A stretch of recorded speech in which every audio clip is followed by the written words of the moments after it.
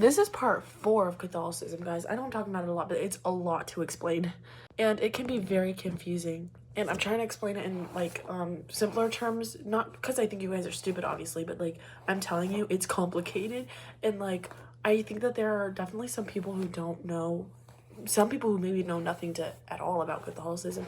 So I just want it to be, like, as easy and not as confusing as possible. So here are some beliefs of the Catholic Church. These are beliefs that every Catholic should hold. If you don't hold these beliefs and you're Catholic, then I don't know what to tell you. Not even in a mean way, I just don't know what to say. Because every Catholic should have these beliefs. Just because we're unified as a church doesn't mean that you can't have your own opinions. Obviously, you can have your own opinions. But these are specific things that are a part of the church that you're supposed to believe and hold as values as a Catholic. So I'm gonna just give some of the beliefs. So the Catholic Church is a pro-life church, so it's against abortion, euthanasia, birth control, any form of condoms, death penalty, any form of preventing life or ending life. Just because we believe that life is extremely important and sanctified by God, and that every human being has human dignity. Next, we believe that holy matrimony is between one man and one woman. So we don't believe in gay marriage.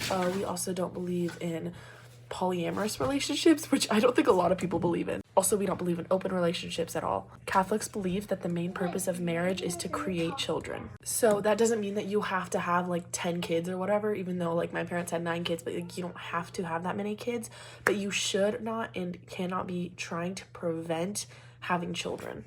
Another controversial thing that the Catholic Church is against is IVF, which is artificially creating life. We don't agree with it because it goes against God's plan of life. Because if life was supposed to be created, then God would have created it and given the woman the ability to have children. This does not mean in any way, shape, or form that babies and humans that are created through IVF are unvaluable or don't deserve to be there. Because it was God's plan that they were created.